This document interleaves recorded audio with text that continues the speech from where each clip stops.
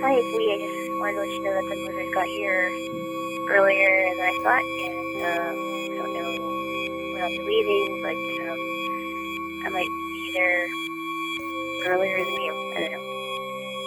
Okay, well, give me a call when you leave or when you get there, and I'll see you in a little bit. Okay, bye. Babes, Yes? I was just telling you that, well, you already know that last night we were hanging out and it was around 10:30. Yeah. A friend of mine called. Yes. Didn't leave a message. Yeah, I thought that was odd. And so this morning when you were in the shower, I tried giving him a call back and he answered the phone. I didn't hear anything and then he just hung up on me. That's weird. That's weird. I think you should send him a text. Maybe I'll do that. Yeah, because, it's like, well, is there something you need? How are you? Yes. Haven't talked to you in what feels like ages. What's going on? Yeah, what's going on? I didn't understand. Yeah, I just find out how he's doing. Maybe I'll do that. Yeah, that's what I say. We rarely open up with a movie discussion. Oh, goodness. And I think we're going to get to the second film a little bit later, but yeah, I have to apologize to you for a movie I showed you last night. Well, it really wasn't your fault. What had happened was, maybe 5 days ago, I'm hanging out at home and I get a call from a friend, the one who visited last month. Yes. And we're talking about life and movies. He brings up this movie called The Man from Earth. He's going on and on about how this is an amazing film. I watch it at least once a month. Okay. And I think you'd really enjoy it. Yeah. So I'm like, wow, The Man from Earth. Yeah. And he tells me the premise. Yeah. So I say to myself, okay, I got to watch this. Get a copy of it. Yeah. Come over here. And I'm thinking to myself, all right, we're going to watch this movie. It'll be an interesting experience, And this friend has recommended other films to me, some of which have been really great. So, yeah. But for real, this is the same friend of mine who showed me The Secret. So, right. It's kind of a mixed bag of stuff, right? Yes. Yeah. Okay. You can make that argument about my taste too. Yeah, it is. It's a mixed bag of stuff, as much as it's a mixed bag of stuff with me. Mm-hmm. Yeah. We put on the movie, and it is. I was trying to fight with you on this. You were saying it's not as bad as August Rush. No, I was trying to say it's not as bad as August Rush, and you're saying it's worse. It is worse. As it went on, you were right. I was wrong. This movie is officially now beats August Rush is the worst movie we have watched together. Absolutely, it is. Yes. And I'll tell you why I think so. I mean, actually, you finish your thoughts, and I'm going to give you my thoughts at the end. I'm not even going to bother giving a full synopsis of this movie. I'll just give the brief premise of it. Yes. It's basically about this guy who is a retiring professor, and his friends come over to his house to throw him a going away party.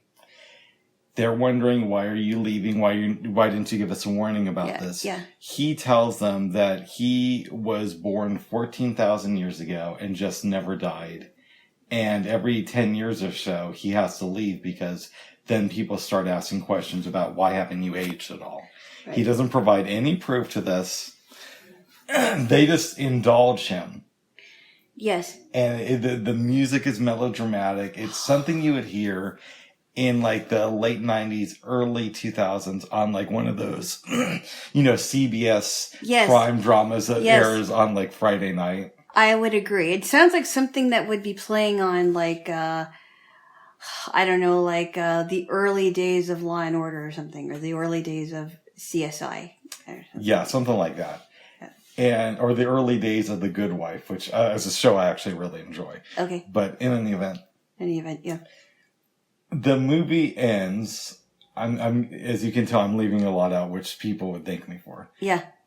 This girl is really attracted to him, and he says, I don't know if you want to be with me. He tells everybody it's a prank. Earlier in the movie, they called over the psychology professor, whose wife just died the day before, which is kind of unbelievable. It is really weird, and he's under the impression that this guy is clearly mentally insane. Which most people would be fair for thinking that. Yeah. what's the homeboy's name? John, who says that he's John, the old guy. yes. Yeah. At one point, John says, "Oh, this was just an elaborate prank." People leave his house, and he's talking with the girl who's attracted to him on his front porch. John is. And the guy behind him overhears him saying that 60 years ago, he used to go under this name. And that's the old psychology professor. Yeah, is behind them. And puts two and two together that John used to be his dad. And his mom told him that John just left him. And he dies of a heart attack the day after his wife because he just met his dad. And then she leaves with him in the car. Yes. Okay. This is... I'm sure I've seen worse movies than this. This can't be the worst movie I've ever seen, but it's the worst movie. It's the worst movie I remember seeing. It's the worst movie I've seen in recent memory. Put it that way. Yeah. Easily the worst movie I've seen in the last year.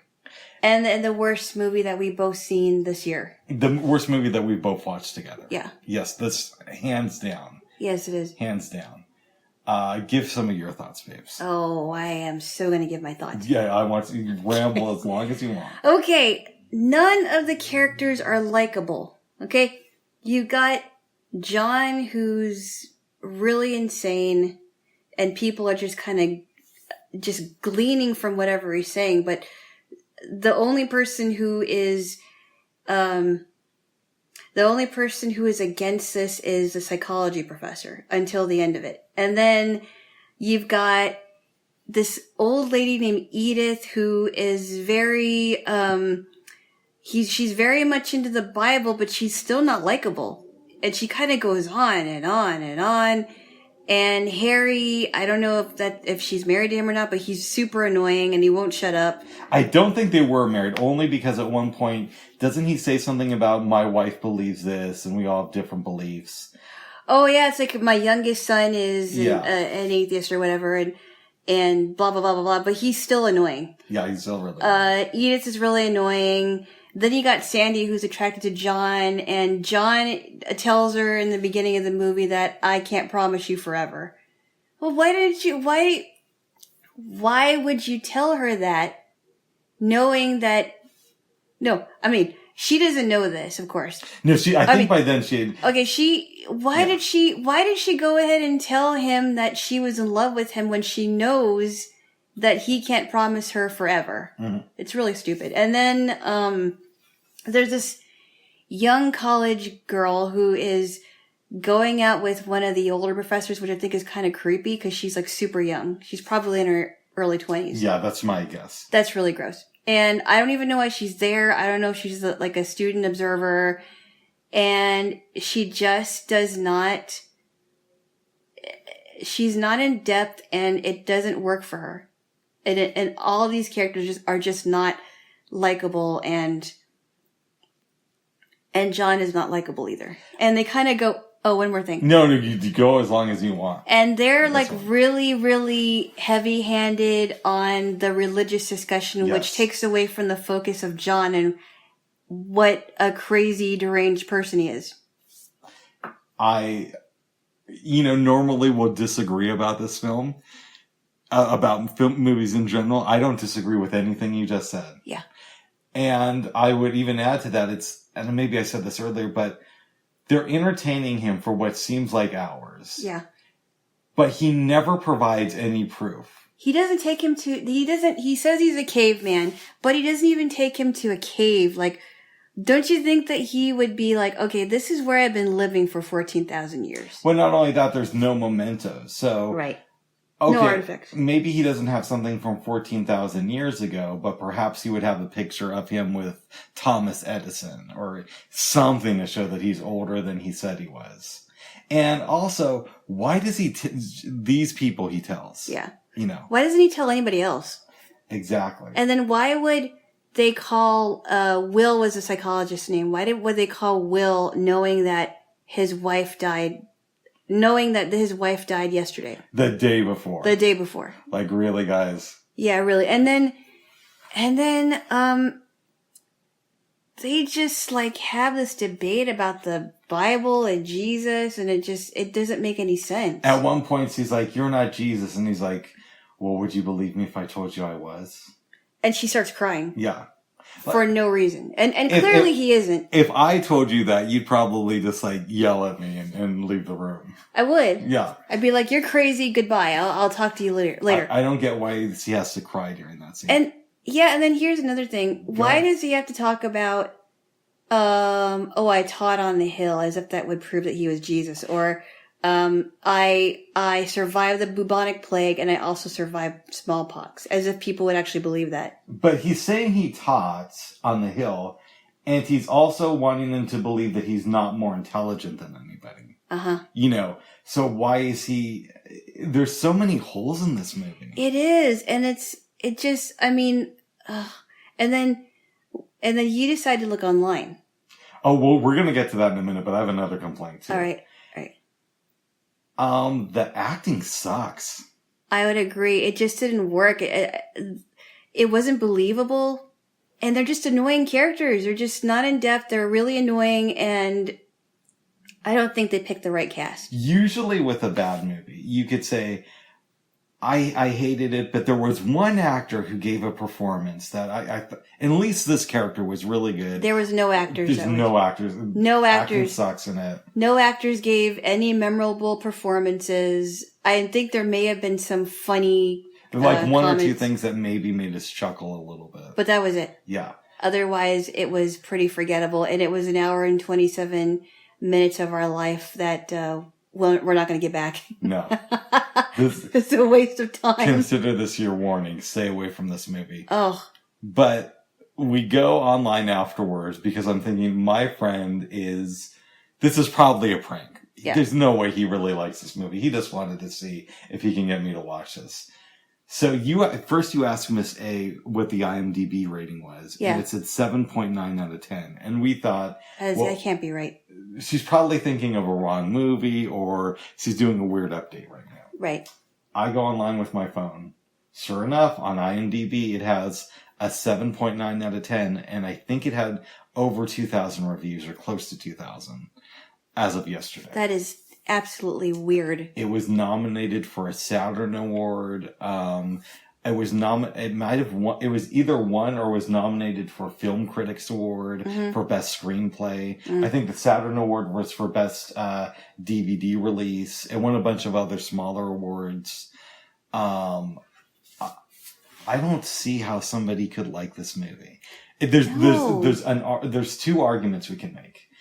People who like really bad movies where they say, oh, it's so bad, it's good. Mm-hmm. So maybe I could see if you're getting together with a bunch of friends just to make fun of a movie, this might be fun to watch. Yeah. Possibly.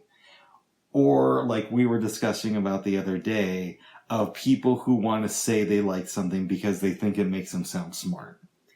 Yeah, and then I said, and I wanted to make a comparison, I said, what do you think is worse? Do you think Fat City is worse, or do you think The Man from Earth is worse? And you're like, I don't know. I'd have to watch them back to back. Yeah. Fat City at least made me laugh in parts. There were some funny things, but otherwise it didn't make sense. Yeah. I mean, there were some funny things in this movie, but very little. I don't know. I'd have to watch them back to back, to be honest. It's pretty bad. I don't like either of them. Yeah. But this one is just the worst. Why do you think the characters are so stupid in this movie?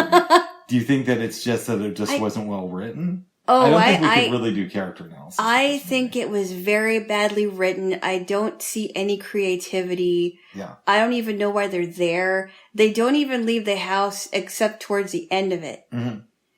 And why couldn't people just leave and say, oh, you're full of it. You're full of it. This isn't real. I'm going to go home. This is ridiculous. You could make the argument that it's an interesting premise, but it's not executed right. No, it's not. It could have been a good one if they were taking on an adventure, right? If they were taking on an adventure, because it doesn't sound much like a sci-fi movie as it sounds like a really bad philosophical, examination of life and why he would be chosen to live for 14,000 years. Yeah. I just don't get it. It has nothing to do with sci-fi anything. It's not even a comedy to me. No. It said it was a comedy? It said it was I forget, like a sci-fi fantasy film. It doesn't even, no. E.T. and Back to the Future were sci-fi fantasy films. Mm-hmm. Those were great, but not this. No. This is just really bad. This is like a straight-to-home video. It didn't even get a theatrical release. Yeah. So, like, when my friend told me about it, I'm thinking to myself, how could I have not heard of this movie? Because it wasn't out. It turns out God was doing me a favor. As well as me. But it was bad. It was pretty bad. I honestly, I don't think you should feel bad about showing me this because you weren't the one who told you it was going to be good. Yes. It would have been one thing if I would have watched it ahead of time and then showed it to you. I would have totally blamed you for it. You would have been completely in the right. Yeah. Another question I have for you. Yes. Do you believe that my friend really watches this every month? No.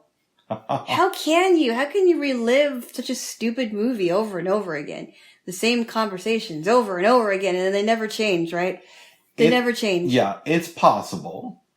If this was a book and there was a better writer, yes, that it might make an interesting novel. Yeah, and usually the books are better than the movies anyway. Usually. Mm-hmm. There's maybe been a couple of cases where the movies are better than the books, but usually books are better than movies. Yes. I don't know what else there is to say about this movie. It's just so bad. There's nothing else to say, but this is not a popcorn-worthy movie. No. No, not even a little bit. It's just really bad. Do you think that this is kind of like, between me and my friend, this is going to be like From Dusk Till Dawn is for me and you? Oh, yeah. Okay, I will say this, because I think I commented this to you early. Go ahead. From Dusk Till Dawn is slightly better, but not by much. Like, maybe like a score better, but not by much. And I kind of said the same thing about August Rush.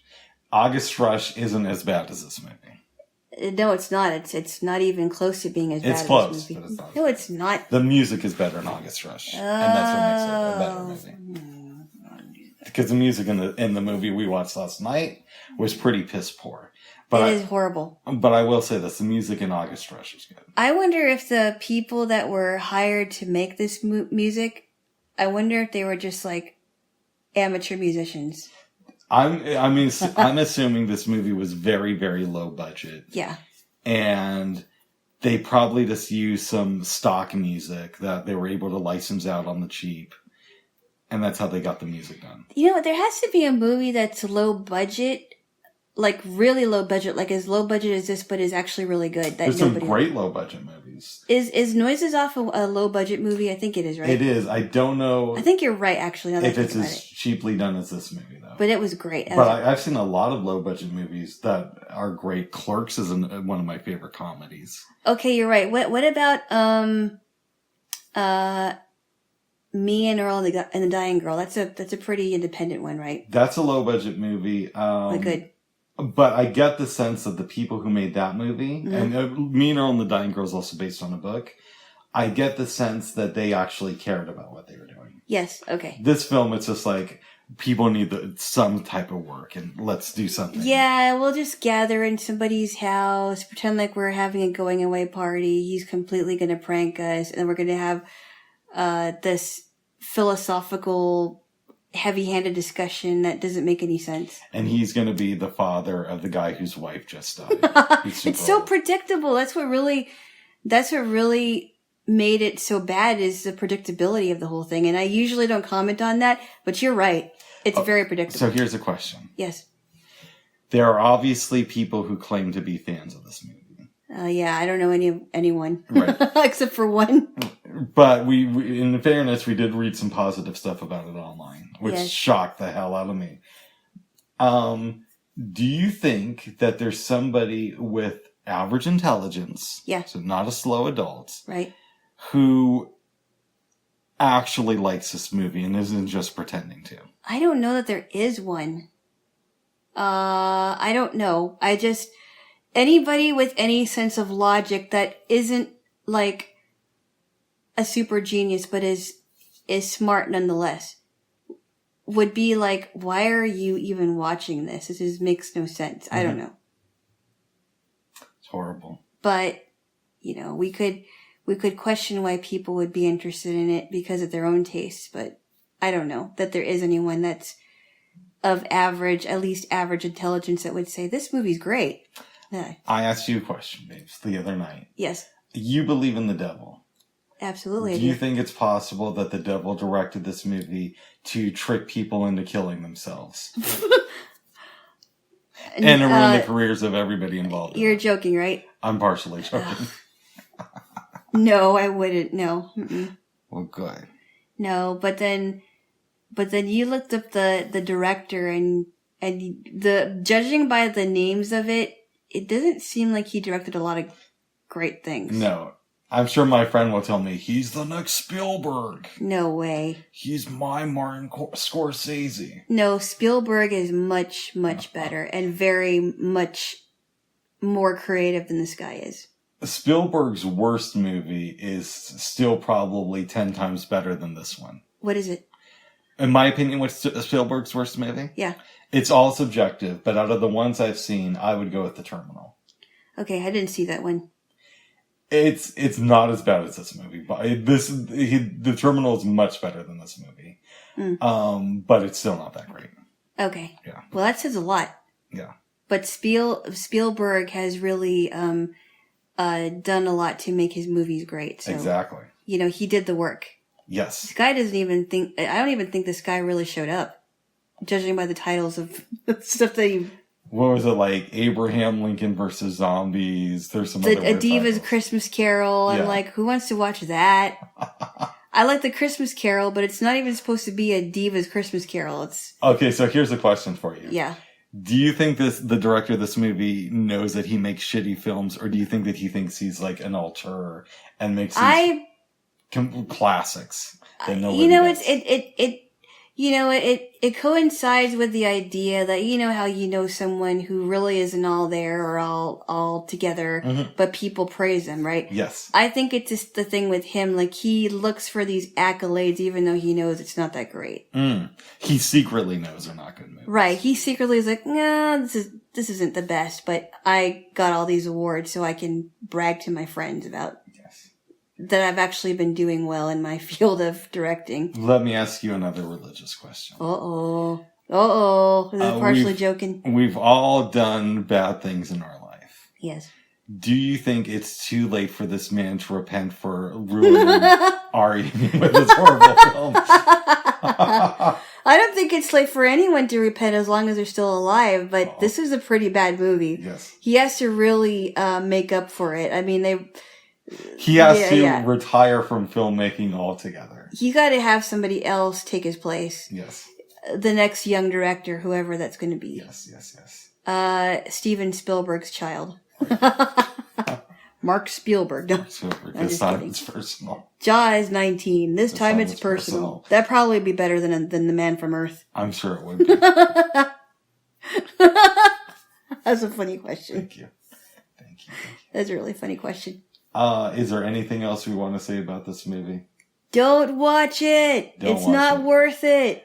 It's not worth it. I couldn't see recommending this movie to anyone with the sole exception of if somebody wanted to watch a movie that it's so bad it's good. I mean, I had a friend who was really into sci-fi. I don't think he would enjoy the movie. No. It would just be like, I don't get this. Yeah.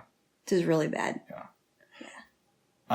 And I mean, since it has so many positive reviews, it's possible it's just us, but I don't think so. I don't think so, because we watched it from beginning to end, and we're thinking, is it done yet? Yeah, and usually when there's a movie that's like really divisive that one of us thinks is horrible, the other one will at least give it a passing. Right, exactly. Just because I would tastes still are give a it little credit. bit different. I would still give it credit even if you liked something I didn't like. Yeah. But we're like on lockstep with this one. that is just there's no credit we can give to the actors or the director. Yeah. It's just bad. So bad. It is. So skip that movie. I guess the one thing we'll say about it is it's less than an hour and a half long. Still don't watch it. Right. You don't have to spend 2 hours of your time. Take a nap. Take a nap afterwards or take a nap during it. Yeah. It's like, well, if you want to watch this movie, I have friends over. Okay, you can watch this movie. I'm just going to take a nap for the duration of the movie. Okay, one last question. Uh-oh. They all are horrible. Yes. But who's the most annoying character in this movie? Harry. He's the one who kept making the jokes? Oh, they're stupid. Okay, I agree with you then. Oh. Yes, I agree I mean, with at you. least the other characters could improve, right? But Harry, there's just like no improvement. Exactly. He's like supposed to be this clown and the jokes are just really bad. Yes. Oh, once again, we see eye on that opinion. The most annoying person in the movie. Yes. Yeah. Skip it. Skip it. And we're moving on, okay? Well, moving on. Oh. Yeah. Before we get to our second movie. Well, we have to talk about what else we watched, too. Yeah, exactly. We're going to talk about what else we watched, which is The Twilight Zone. Oh, and they were good episodes, Yes. by the way. Do you want me to talk about the first episode, or... Yes, I want to talk about the first episode. Please. There was a test to launch a spaceship. And it went up into the sky and was missing for about 24 hours, then came crashing down from Earth. Mm-hmm. When the story opens, one of the survivors is going to the hospital to visit his buddy who was also in the crash. Yeah. And he says to his friend who's in the hospital, "Don't you remember so-and-so? He was with us." Harrington. Ed Harrington. And now he's missing. We see a flashback of the three men talking. Ed Harrington and who's the other homeboy who was released from the hospital? One of them is Forbes and the other one, I forgot the other one's name. We're going to say Ed Harrington and Forbes. And the other guy. Leave the hospital, go to a bar, and just hanging out. Forbes goes to take a phone call, comes back, Harrington is gone. Before he took the call, Harrington had spilled a drink, and he notices that there's nothing on the floor, nothing missing. Everybody at the bar says that they don't see Harrington. And his friend is with him, the other guy. Yep. I don't remember what his name is. Yep. We go forward now. It's the next day. Forbes is explaining this to his friend in the hospital, and then Forbes is taken away. Yep. The patient gets up out of his bed. A nurse comes to him and says, "Come, rest. Everything is going to be fine." Sometime later, a nurse and a doctor enter the room and say, "This is where we're going to put the extra malaria patients. Is there anybody else in here?" No, we see that the room is empty. And then Rod Serling gives a narration saying that the spacecraft they were flying also vanished. And if you don't want to vanish, then don't mention their name in the Twilight Zone. That's crazy. This is a really cool episode. It is cool, though. Are there any scenes that I missed that you would like to talk about?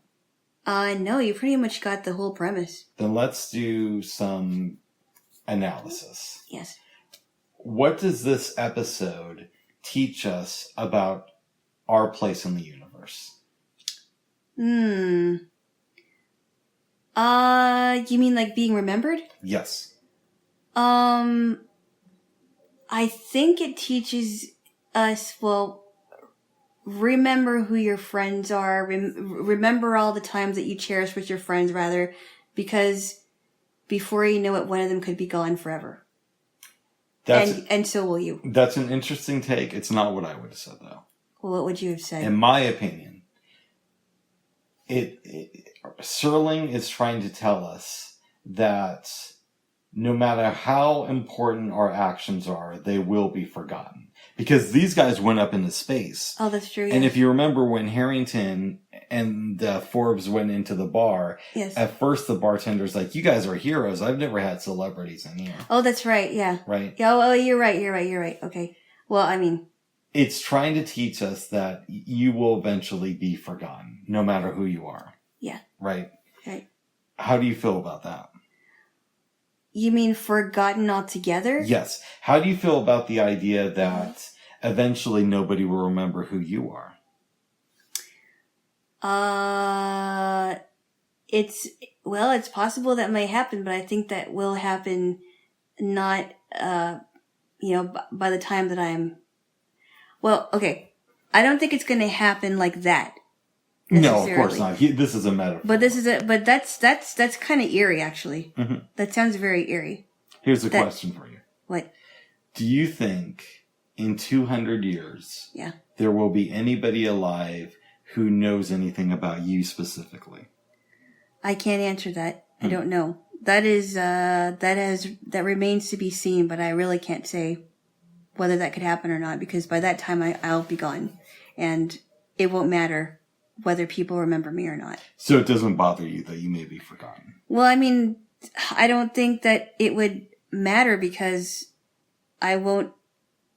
I don't think I would know that. I agree with you, actually. I don't think I would know that. I don't think it matters as much as some people like to pretend it does. I mean, I would. It would be great if people remembered me, but it also, I would also make the argument that because you're not going to be around these people, then it doesn't matter. Mm-hmm. Yeah. Here's another question about the episode. Mm-hmm. Why do you think these men are vanishing? Well, I remember that one of the guys was mentioning, I think it might have been Forbes. It's like, well, maybe I just don't belong on this earth, because I'm not supposed to be on this earth, and I just don't belong. So, and then he's like, no, I don't want this to happen, because remember, it's before he disappears. Yeah. It's like, I don't want it to happen, and we don't even know where those two men go. I'm assuming that they were executed. Ah, you think so? Yes. What By who? I don't know. Maybe the government. Oh. What does this episode teach us about fighting death? Well, I think when it's time to go, you can't fight it. But here's what it also connects me. There's a connection that I want to make. Go ahead. In the book 1984. Yes. Remember when people were saying that,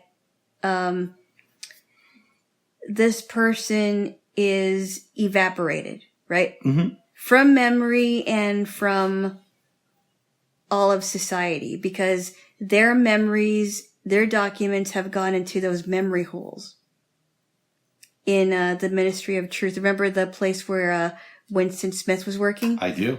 They go into the memory holes and they are disintegrated, never to be remembered again.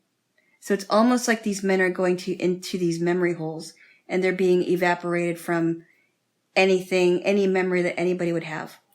In some ways, you could make the argument that this story is a commentary on censorship. Yes.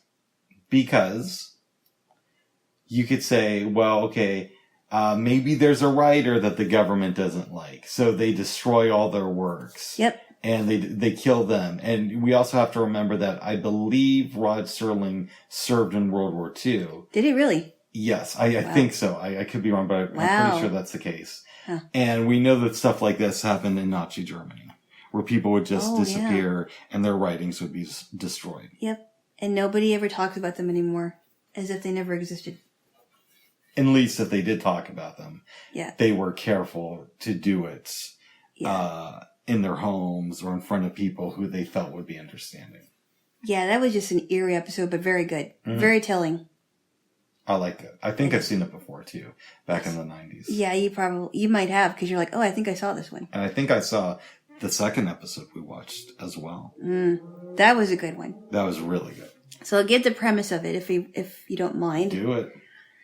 There is a young man who had a really bad go of life. I mean, it was implied that he didn't have, well, it said that he didn't have any friends, but he was thinking about what he needed. And he had a really bad go of life. I think he saw an early screening of The Man from Earth. Oh. Sorry, go ahead. I thought we were done with that. No, go ahead. I don't want to relive it. I'm sorry, go ahead. I don't want to relive it anymore. Sorry, go ahead. Okay. I'm so sorry. That's okay. You'll get it. You'll get it later. Yes.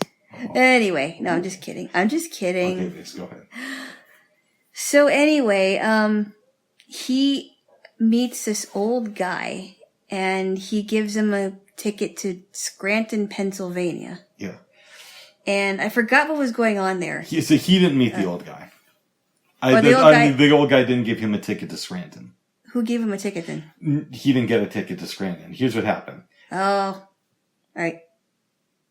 The guy who had a tough lot in life is in this diner late at night.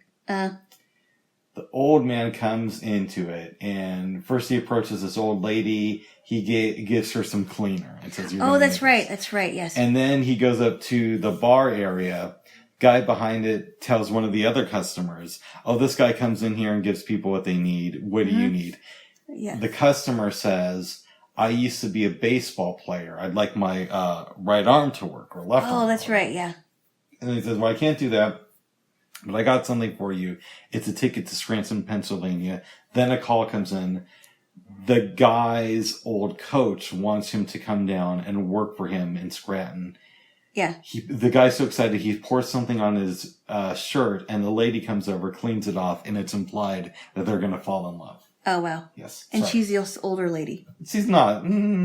She's maybe our age, but it was made back in the early 60s. That's so true. It's like being 100 back then. Yes. So to speak. Yes. Anyway, so the guy sees this, and he's a very angry person. He's got a chip on his shoulder, you can tell. Mm-hmm. And he's like, I want you to give me what I need. And of course there's a difference between what you need and what you want. Yes. So he's like, okay. The guy gives him a fountain pen. May I interrupt you? What? Not at first. He gives him a pair of scissors. Oh, that's right, a pair of scissors, and his tie gets caught in the elevator. Yes. So he uses the scissors to cut himself away from the elevator, and he's like, "Wow, that's just what I needed." Yes. Chime in if you would, please. He finds out where the old man lives and sneaks into his apartment. Old man comes home, turns on the lights, finds the younger guy that's sitting there and say, "Hey, you have a partner now. Mm-hmm. I'm going to use this gift of yours, and we're going to go far in life. Give me something else I need." Yeah. Guy hands him a fountain pen, and he's like, "I don't need this, old man." But then he notices that it leaks ink onto like a sports page of this horse race that is going on tomorrow. Mm-hmm. And it links ink next to the name of this horse. Mm-hmm. So the guy goes out, bets on the horse, makes a ton of money, isn't satisfied, goes back to the old man. Yeah. And the next thing, he's like, all I want you to do for me is to give me what I need. And this is when he gets he steals the shoes. He steals these slippery shoes. Yes. It's like, wow. And then he puts them on. It's like, wait a minute, they're too tight. And he's like, that isn't what you need, but that's what I need. Yes. So, not that long after, young guy gets run over by a car and dies. Yes. The old man says, I needed this because you were greedy. And because of your greediness, that's why this is where you are. Mm-hmm. He said that before he died, but Yes, you know what I mean. Yeah. Yeah. This is a great episode. It's a very great episode. Yes. And then and towards the end of it, he was handing things to people. Is there anything you need? He gave this one guy a comb, yep. And then he had to do his hair. He got his picture taken for the paper. I really like this episode. Yes. There's a lot to be taken away from here. Yeah. But before I start asking you questions, I want to get if you have any philosophical thoughts about what this episode is supposed to represent. Absolutely. I made a comment to you, and maybe this didn't come out clearly, that a lot of people try, and I'm thinking in the perspective of God, a lot of people believe that God should be used as a genie. Get me this, get me that. I want what this person has, without even thinking, well, what do I really need? I want, but is that really what I need? And usually it isn't. It's selfishness. Mm-hmm. And we can be very selfish and greedy. And I think this episode teaches us what happens to people that get selfish and greedy, and they've been that way all their life, and they haven't made much of it. I think that's a very good take. Mm-hmm. So you think that the old man is representation of God? It's possible, yes. Mm-hmm. Because he teaches a guy a lesson at the end, or towards the end of his life. Yes. Well, the slippery shoes are because you are going to slip and you're going to get run over by a car. But that's what happens when you don't take into consideration anybody else's feelings. Do you think the greedy man actually had a bad life before he met the older person? It's possible he did, or it's possible that he made it terrible. Mm-hmm. You know what I mean? Yes. Because things may have been given to him and he may have received love, but he took that love and said, well, shove it. I'm gonna use people for what I can get. Yes. Right? It's possible that he made it terrible and it really wasn't that bad. Here's my thought. Yes. I don't know this. And as far as I know, there's no books exploring this character.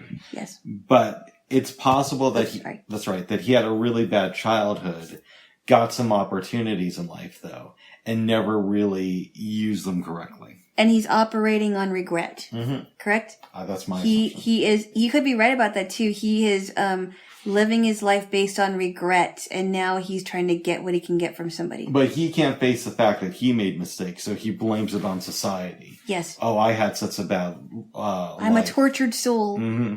I'm so tortured. Oh, poor baby. Poor baby. But yeah, I think you might be right about that too. So he made it terrible for himself. Yes. Yeah. Is there anything else we want to say about this episode? Is there any stores that sell slippery shoes? Probably. I'm just kidding. But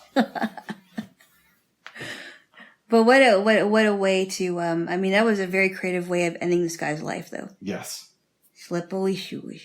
Really good. Mm-hmm. Really good. Now okay, here's a question. Go ahead. The old man, what do you perceive him to be? I don't think of him as God, but I think that he might be an angel. Or representing that, because he could be a representation of an angel representing God. Because he doesn't take any money for this stuff. He just gives it away. And at one point, the greedy guy comments, well, all you're doing is giving away. And, you could maybe have so much more stuff in your life. Right. But I think for people who are spiritual, for lack of a better term, and are connected to some force in the universe, they don't necessarily need the trappings of wealth. Yeah. I mean, they could have some things that are, maybe a few things that are luxurious, but not over the top. Yeah, they're not like Creflo Dollar and, have a private jet. I know. It's like, hey, you know what? Yeah. But some people have a lot of things, but they give away stuff. Mm-hmm. They're like, I don't mind parting with this because I have so many things that I can just give it away. That's true. And I admire those people. They don't have to have all this stuff. They can just provide stuff to other people. Kind of like love, right? So it's Absolutely. Like, if you don't have a lot of love in your life, and it doesn't have to be a romantic relationship like you and I, it could be somebody who isn't in a relationship, but also doesn't have a lot of friends, and somebody shows them some sort of love, they want to hoard that. But somebody who, is part of their community, has a good relationship with their partner, when they see other people, oftentimes they feel the need to give away love to show somebody how much they care about them, because they're not deficient in that area.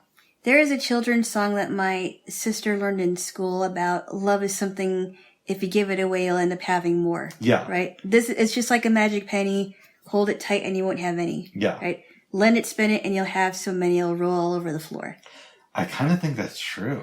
It is so true. I think you're completely right. And think of it, when you give somebody something, you spend all that time thinking of ways to give somebody something, like finding ways to get a gift for somebody. Mm-hmm. It makes you feel so much better. I mean, it makes me feel better. Yeah. I don't give people stuff all the time if I don't have the money, but when I do, I just love it because I love the reaction. And then they'll feel compelled to give you something or other people something. But that's not why you should do it. No. But you know what I mean? It's contagious. The act of kindness is contagious. The act of random kindness is contagious, and I think that's what I want to get. I gotten out of this. Having said that, there have been many times where I've shown up for people and felt like an idiot for being there and giving my time and support. But you tried at least, right? That's true. It's not that you. I mean, I think that and then you make a fool of yourself. Like, why did I even give this person a chance? But then I realize, I've done that before, and I'm like, you know what? At least I tried. I showed up. They didn't, but I tried, and that's going to be on their conscience. Yeah. Like, it's weird. Yesterday after doing this, I won't go into the specifics. Yes. But I told you about this trip I took to Aspen. Yes. In 2012. With somebody who I don't talk to, but that happened recently. And you said, well, why does he still talk to them after that? Yeah. Which is a really good point. Yes. But yeah, I hear what you're saying. Sometimes it's important that you just get in the habit of showing up. Yeah. I mean, I'll tell you a quick story. Go ahead. So I remember when I was looking for an internship, and this is before I graduated, from a local community college here 5 years ago. And there was a woman that I really wanted to intern with. And she had a lot of credentials. She didn't seem intimidating. She was willing and ready and able to work with me, but she never made appointments. And then the one time I waited for her at school, and I designated an hour to wait, which was really stupid because I'm like, I could have been doing other stuff. I could have been studying, but I'm waiting for this woman. And I finally had to tell my instructor, I said, look, I tried. I reached out to this person. She is just not reaching back. She said that she was, and she completely disappointed me. And I had to ask her, what do I do? I had to think of something, but it's like, I think the thing to remember is show up, be there for the person when you're able, but if they're not there for you, just move on. That's a good point. Yeah. Just move on and move on to people that actually will be there for you. We kind of got sidetracked, and that's my fault. It's okay. Is there anything else you want to say about this episode? No, it's a good one. It's a good one. It really makes you think. Check it out, y'all. Yes. Babes. Yeah. Before we get to the second movie, yes, called The Swimmer, from 1968, let's talk about dinner last night. It was really good. What did we do? We made a kale salad. I had you chop the kale, and you wanted to make rice because I forgot the tomatoes, which I don't know why I forgot that, but I got everything else. Yes. And you made the rice, and you spiced it up pretty well with like a garam masala, turmeric, ginger, cloves. I mean, it really was almost like an Indian kale salad. Yeah, that was kind of what I was going for. It was really good. And on top of that, I sprinkled the rest of my the entire thing of feta cheese. Mm-hmm. It was really good. I liked it a lot. It was so delicious. Yes. And I thought, oh, is that going to be good? But it was really good. So I appreciate that. Oh, yes, babes. I'm glad you convinced me about the rice. Because you were trepidatious about doing rice again. Well, I was like, I don't know about the spices, but then I was like, well, maybe I'll see how this works. And if it doesn't work out, we're not going to have it again. Exactly. It was really good. Glad you liked it, babes. Yes. My only complaint was and this is my fault. Yeah. We could have used more rice. Yeah. Because for some reason we didn't get a lot of rice out of what we made. Right. But besides that, it was really good. And it could just be that maybe it's because I didn't put, maybe it might have been the bowl I put it in, but I don't know. It's okay though. Yes. It's fine. Worked out, babes. It worked out really good. We ate all the rice and we ate all the salad. Well, actually, no, I have leftovers. That's right. I'll be eating it later. Oh. It's delicious. Oh, good. Oh, good. Yeah. That's right. That's right, Jaylo. Mm-hmm. Jaylo. Yes. We saw a second movie. It was really good, by the way. This is one we actually enjoyed. I will say this before we get into it. I am so glad, now that I think about it, that we started with the Man from Earth, because I am too. I wasn't sure. I'm like, I thought about starting with. Can you imagine if we ended with that? I had you pick the order, and in my mind, I'm thinking, well, maybe we should start out with The Swimmer. But I deferred to you, and in retrospect, I'm really glad that we watched The Swimmer last. I am too. I'm very glad. After that horrible movie, I'm so thankful that we were actually able to watch a movie that was meaningful. Can I make one more joke about the movie The Man from Earth? Good. Okay.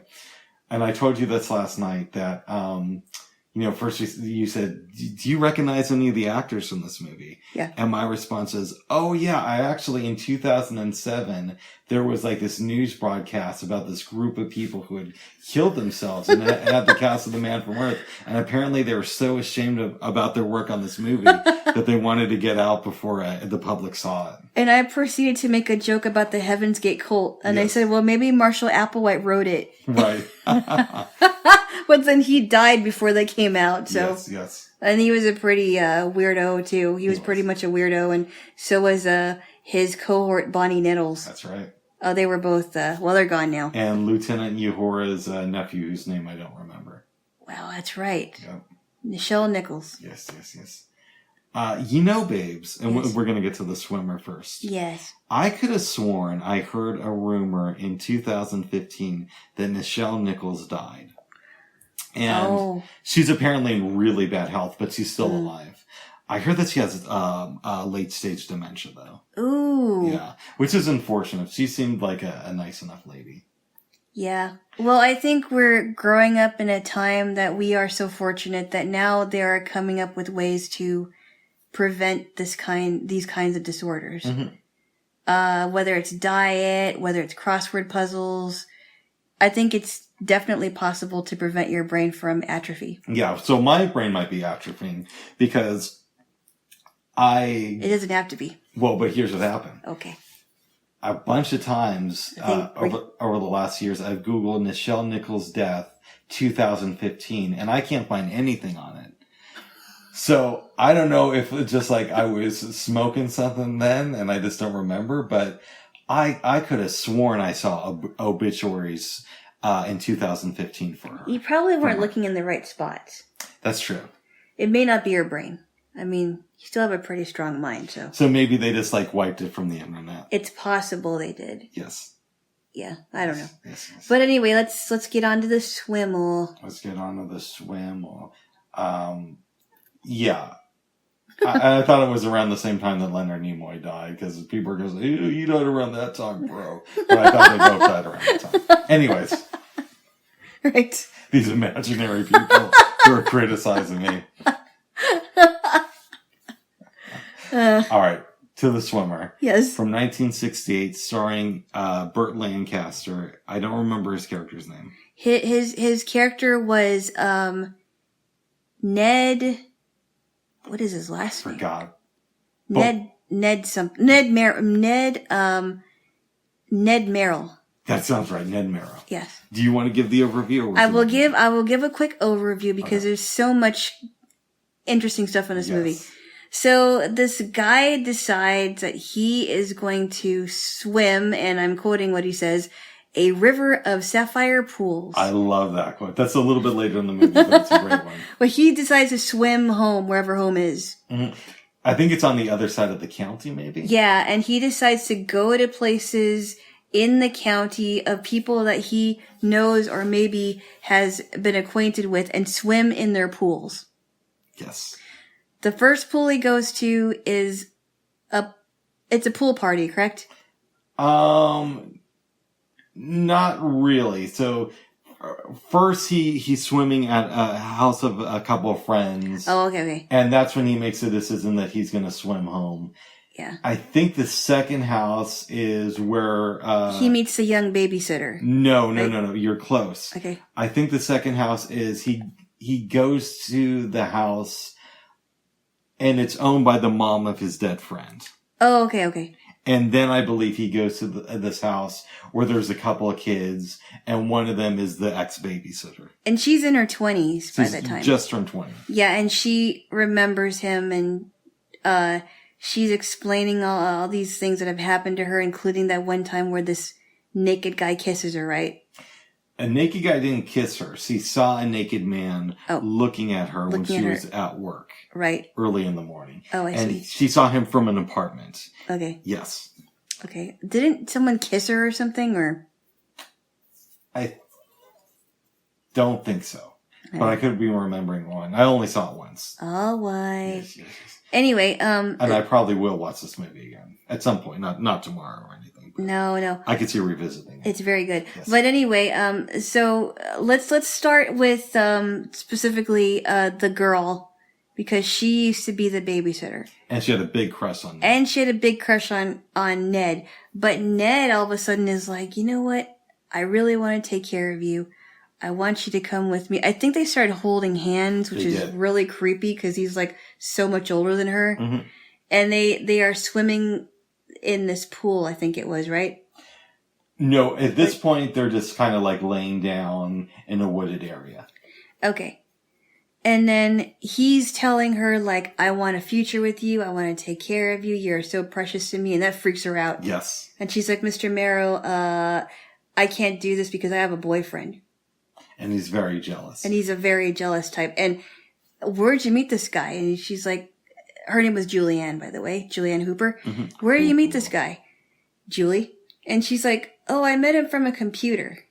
Which is very interesting. I didn't know that they did stuff like that back in the 60s. I didn't either. I'm like, oh wow, that's like it's almost like foretelling of the internet dating, of online dating.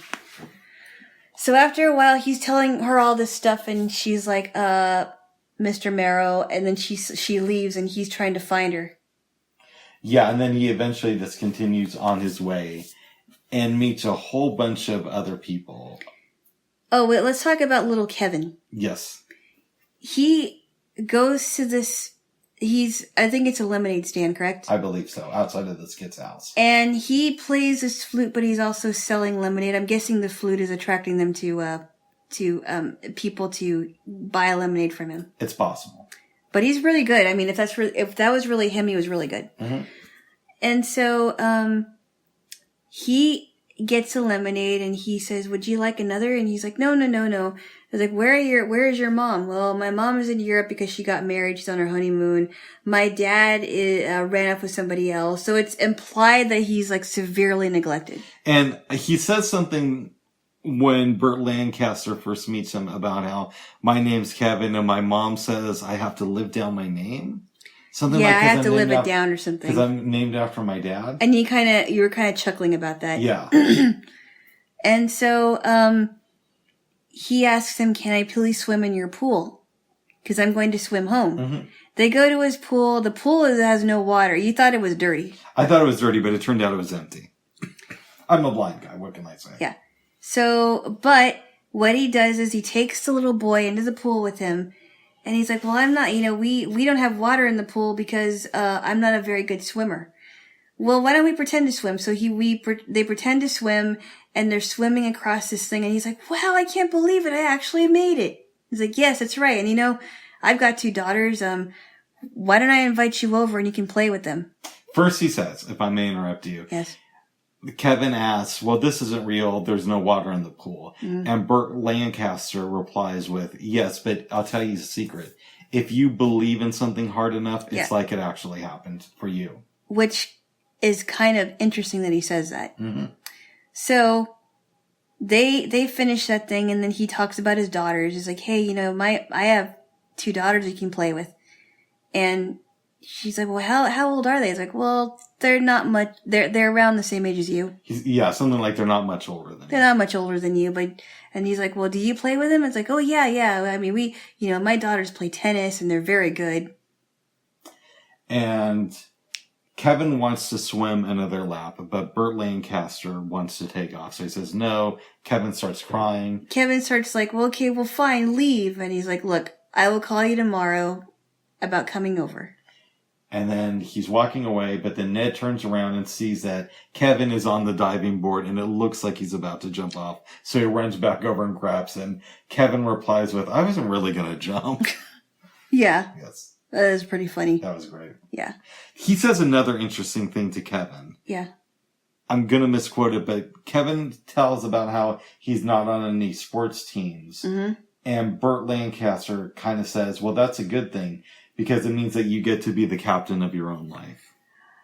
Right, or the captain of your soul. Mm-hmm. Yeah. And I thought, oh, that's interesting. Yes. I never thought of it that way. You get to choose what happens to you. Yes. Yeah. Anyway, so he leaves Kevin. He goes to another pool party of this like rich lady. Oh yeah. Yeah, and she's trying to tell him to get out of there. I think somehow he ends up in the pool, right? He does. Yeah. Okay. So somehow he ends up in the pool. Yes. Gets out of there. Goes to this woman. Her name is Shirley. This was probably one of the most dramatic scenes. See, so before we get to Shirley, there was an interesting thing that happened at the party with the rich lady, where he sees the cart. The cart? Remember, her husband is pushing a cart, and it turns out that it used to belong to Ned. Oh. But his wife put it up for auction without telling him. It's like, that was my cart. Mm-hmm. That was my cart. I love this thing. I used to use that with my kids.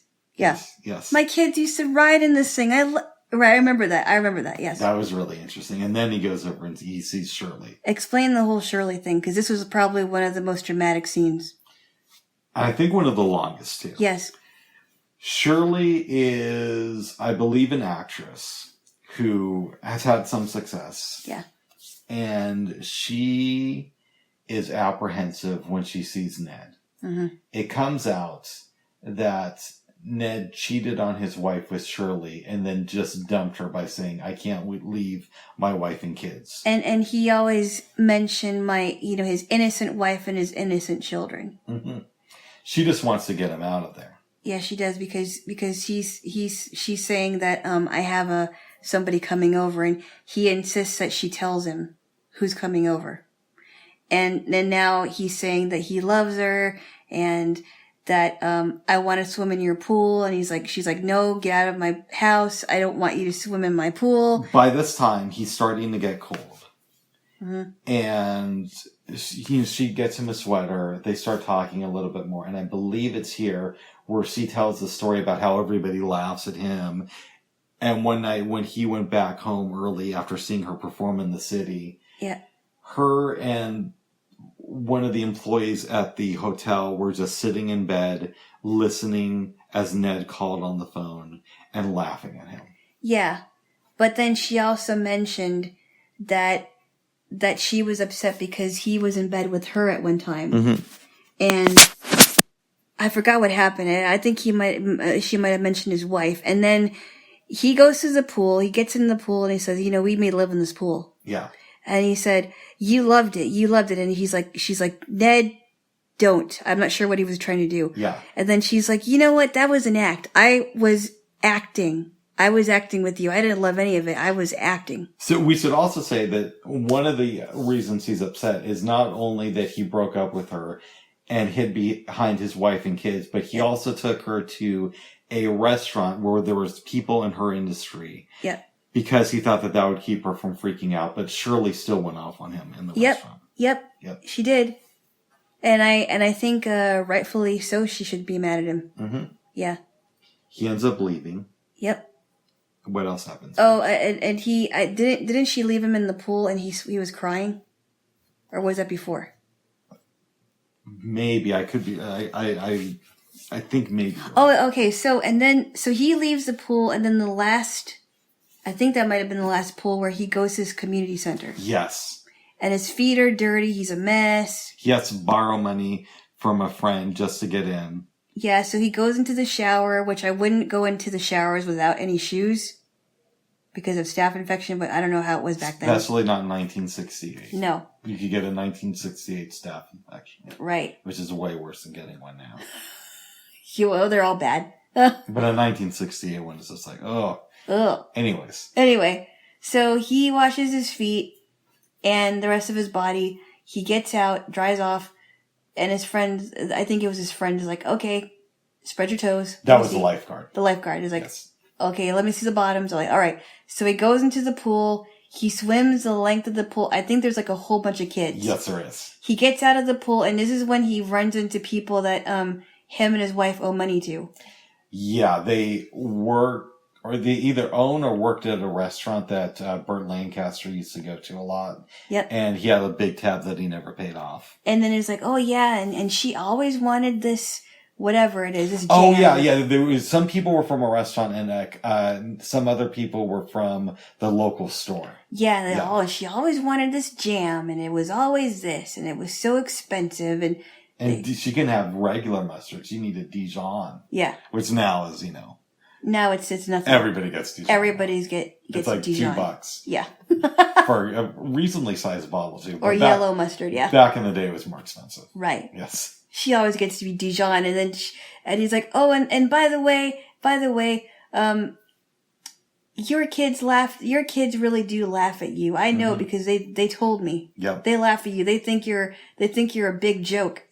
He pushes one of the guys down, walks away, gets to his home. It's pouring, gets inside the gates, goes up to the front door, and the door is locked.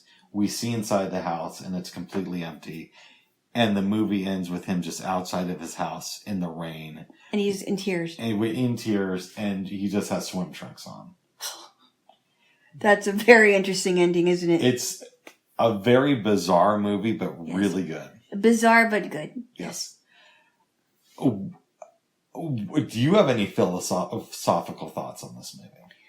Well, I think what I said last night, I don't know if it's philosophical, but it really, this whole swimming adventure, even if it was just for a day, forced him to really face his life and where his life was really going. I have a question. Uh-oh. Well, I have many, but we'll start with one. All right. This movie it's kind of like in a dream state. Not just the way it was shot, but the concept of it and how it's actually executed. Yes. And the question I have for you is, has Ned been in a dream before this movie starts where he's not facing reality about what the people in his life actually think about him and what he's doing with his existence? And the movie ends with him kind of waking up from that dream state and realizing that he's really alone and that the community doesn't really love him, but they tolerate him. It's possible because if you think about it, remember when he comes across as being like this exploratory swimmer? Yes. And he wants to romanticize it. Like, oh, this is going to be great. You should come with me. He's asking young Julianne and then asking Shirley. Because he wants to take a part of what he thought was good at the time, I'm guessing. Right? Yes. But they don't want to go with him because they realize that this guy is really nothing. He hasn't made anything of his life. And not only that, his family thinks he's a joke. I think it's possible that he was in a dreamlike state for many years. Do you think Ned is a good guy, or do you think that he's a bad guy who doesn't know it? I think maybe he became bad over time. What do you think? It's very likely that that's the scenario. He had everything with his family and his wife and his two daughters. He might have had money. He did have money. He had money, right? Because he was ordering all these expensive things. And he lived in a nice neighborhood. He probably had good schools for the kids. But he somehow threw it all away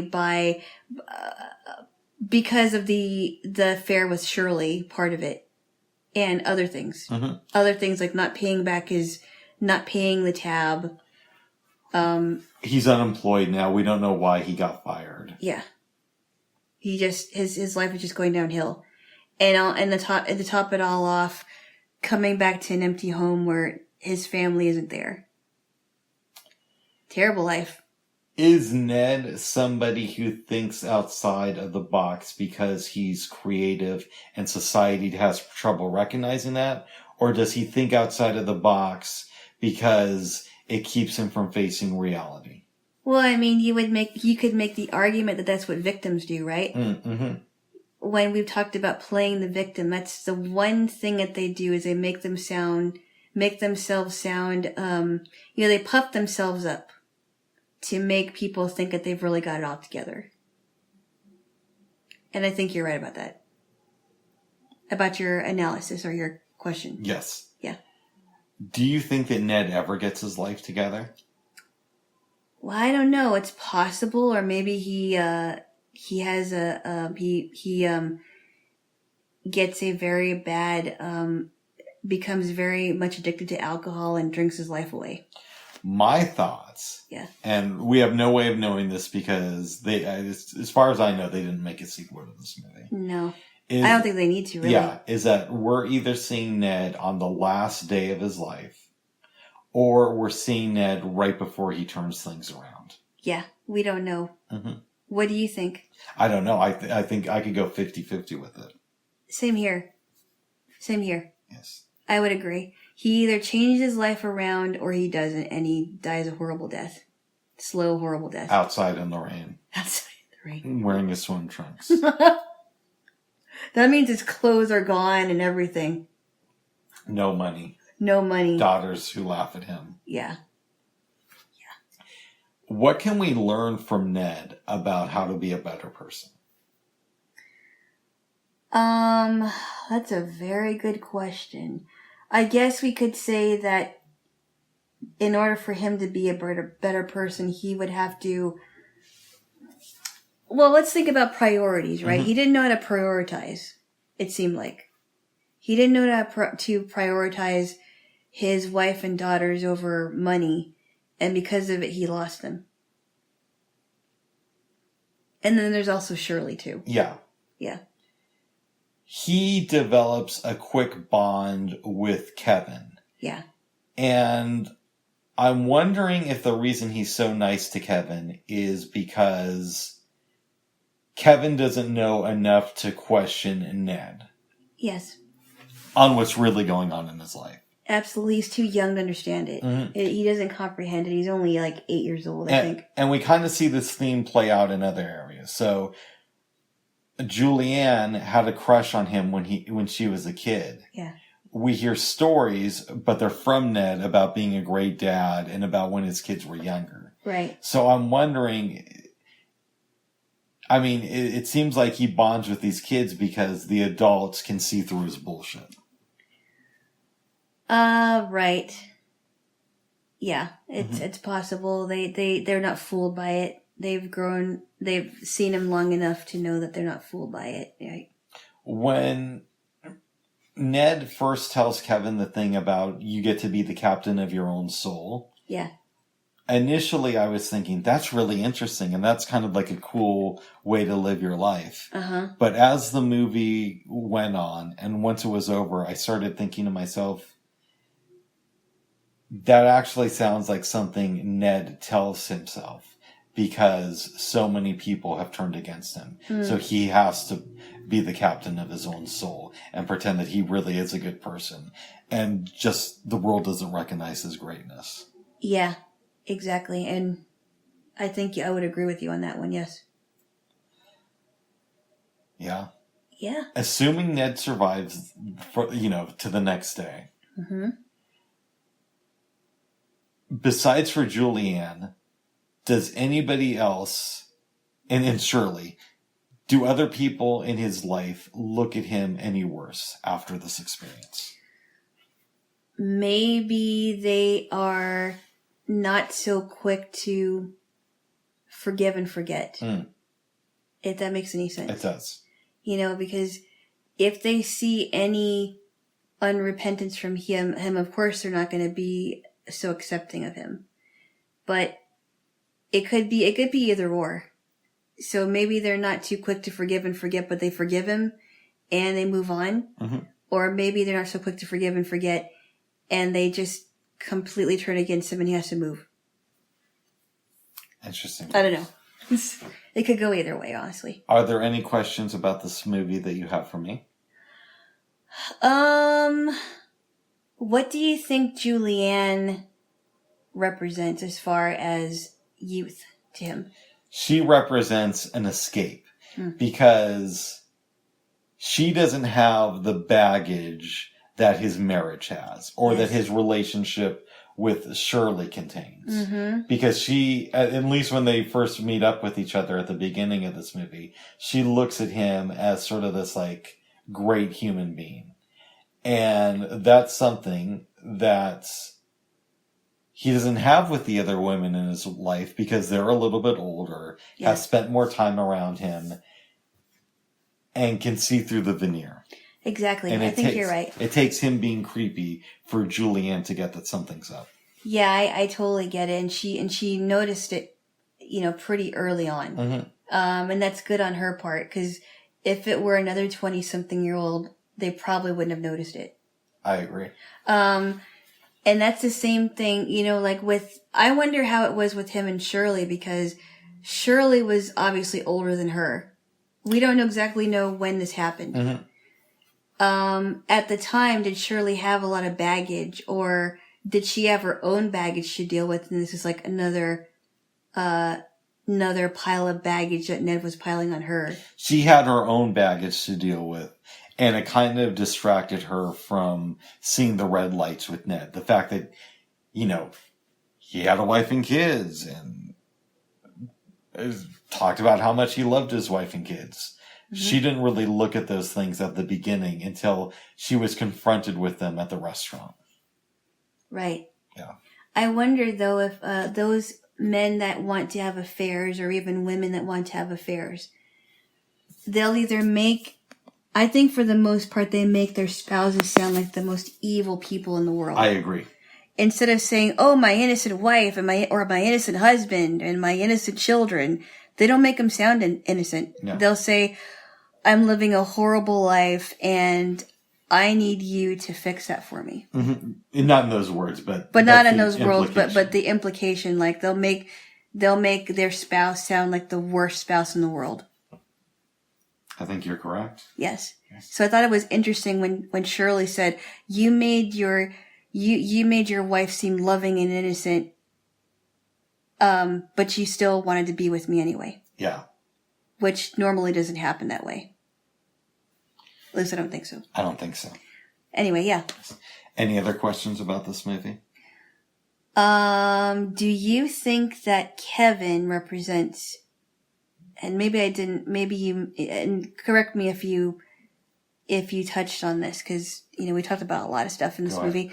Do you think the reason why he's also nice to Kevin is that he represents another start for him? Yes. Absolutely. And I kind of touched on that earlier. Yeah. Because he doesn't know the Ned that the adults know. Right. Mm-hmm. And he thinks, well, I could mold this little boy into something great. I think. Or he's not going to judge me at least. He's not going to judge me, and I can take him under my wing, and he won't judge me for it. Yeah. That is so interesting. It is. Yeah. Any other questions, or do you feel? No, I just wanted to observe. I wish that we were able to see his wife and daughters. That would have been interesting, but I'm kind of glad we didn't. And we got to see the emptiness of Ned. Right. Because he's not a traditional villain. He's not the type of guy who's just going to attack you. He's the type of person who's going to drain you. Yes. Emotionally. Exactly. Emotionally. Would you recommend this movie to anyone? Yes, I would. I mean, this was a pretty heavy movie for 1968. Mm-hmm. I think it would definitely hold up today. Absolutely. Yeah. On so many levels. Yeah, I would recommend it. It was good. It was very good. Yeah, it was better. Well, even with Who's Afraid of Virginia Woolf that we watched last week? Yes. I think that would have held up today too. I do too. These are both great movies. Yeah. Both very heavy for the 60s, but good. Yeah, absolutely. Yeah. Absolutely. Maybe someday soon we'll get you to watch Midnight Cowboy. No. Okay. No, I'm sorry. I just, no. Mm-mm. I don't see myself watching it. Okay. It sounds like, it just sounds way too heavy.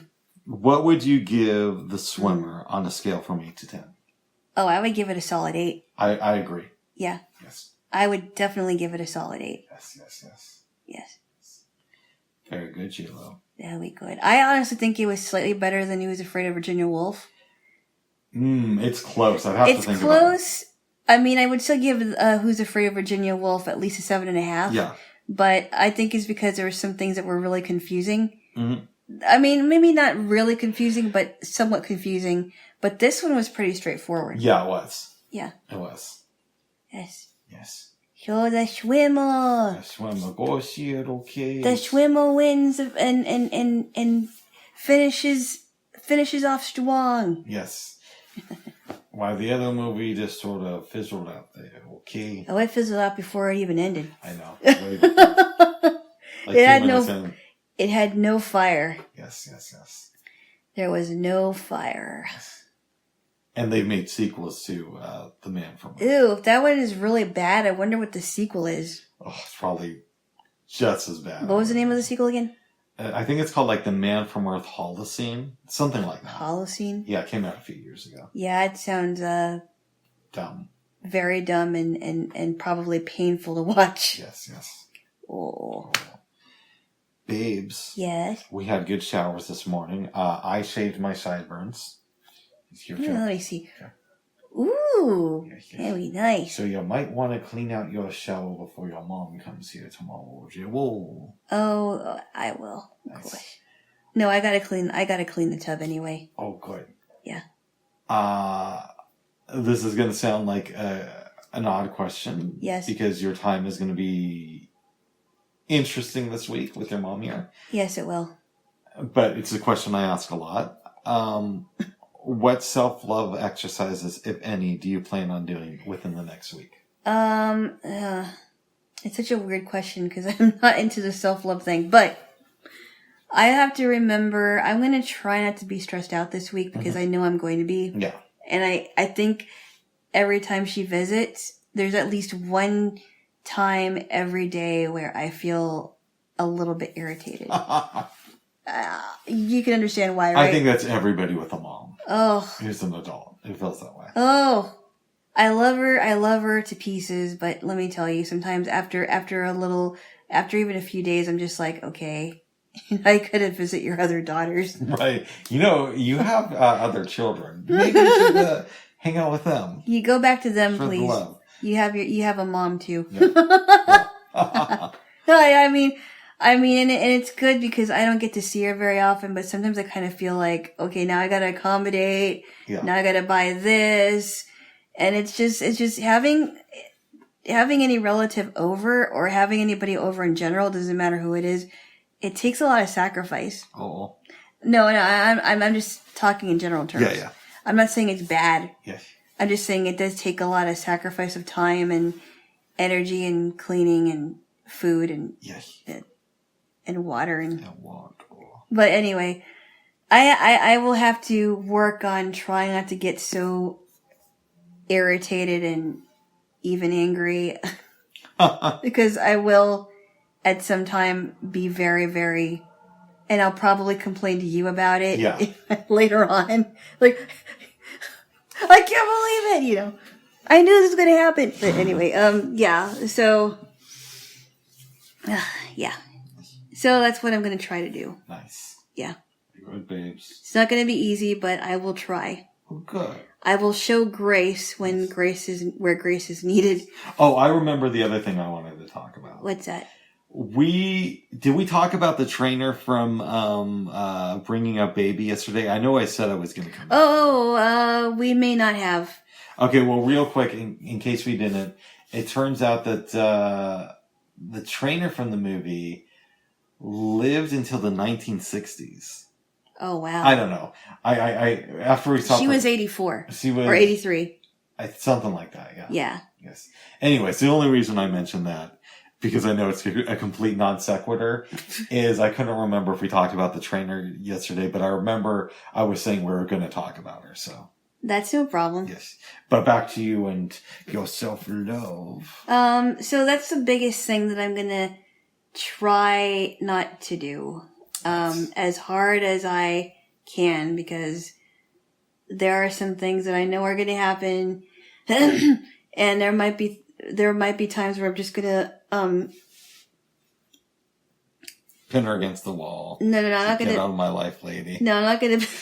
Well, then she'll never come over. No, I'm not going to pin her against the wall. But there is going to be times where I have to decide. Well, do I want to confront her on this, or do I not want to confront her on this? Mm-hmm. And am I going to have to say something like, well, I'm past this age now. It's, Yeah. You got to calm down a little bit. Yeah. But, so we'll see how it goes. I mean, I'm excited, for the thing that we're thinking about doing on Thursday. Going to see a free concert. Yeah. That will be fun. Yes, it will. Yes.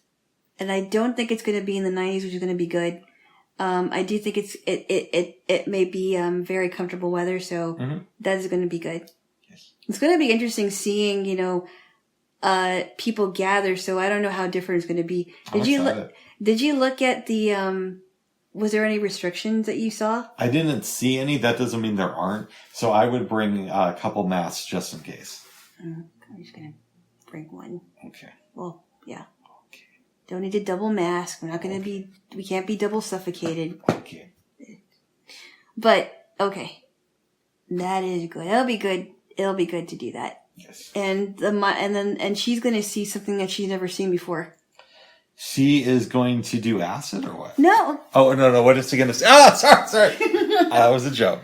That was a bad one. All right. What is she going to see that she's never seen before? She is going to see us dance. Oh, yeah. Why would you even comment like that, love? It was a joke, okay? And you thought it was funny. No, I didn't. Yeah, you did. Why? Yeah, because he's trying to laugh. No, I didn't. But you put your hand over your mouth so nobody could hear you. No, but I didn't do anything like this. Well, very good, babes. No. Yes. No. She's never seen me dance with anybody that I can think of. Really? I'm not a good dancer. That's okay. That's okay. Well, then she'll be laughing. Okay. Well, Maybe she'll take pictures. well, cool. I don't know if that really bothers you, but... People laughing when I dance? No, people taking pictures. No, I don't care. Oh, you don't? Okay. Just as long as they don't want me to, stop and pose. I don't like that. Yeah. I mean, I've taken so many pictures in my life. I hate, okay, everybody, turn over this way, smile. Yeah. It's like, come on, let's just do our thing. Yes, please. Yes. Yes. I remember, all right, I'll just tell this quick story. No problem. There was this annoying guy who I used to work with. Okay. And Did I hear about this person?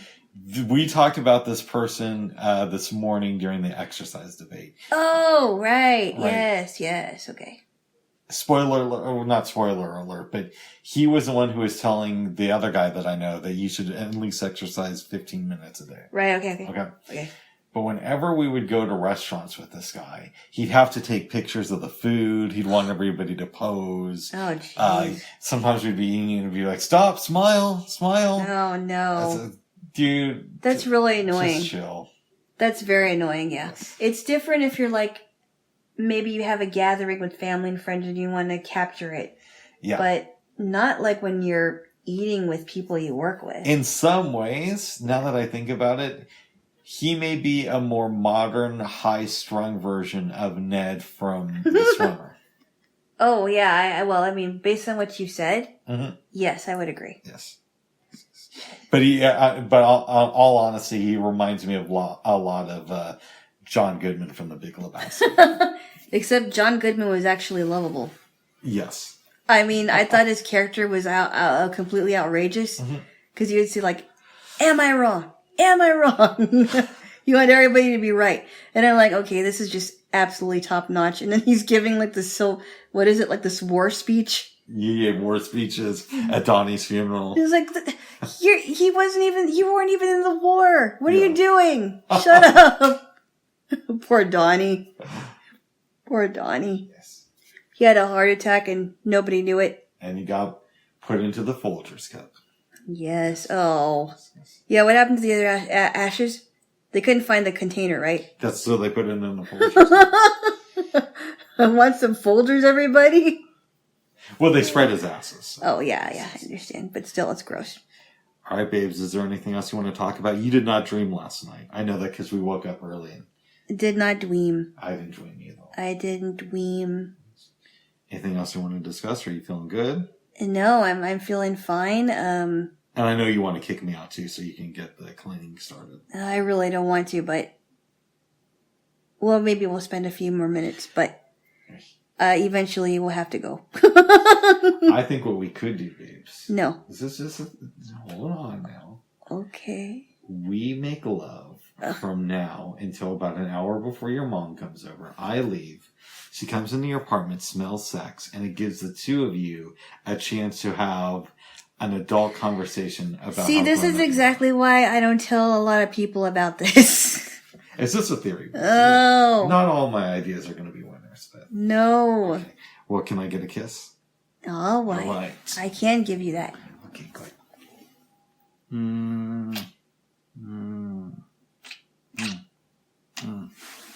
Okay. All right, babos, unless there's anything else. No, I will say, I hope you all have a wonderful day. Yes. Whenever you end up listening to this. Yes.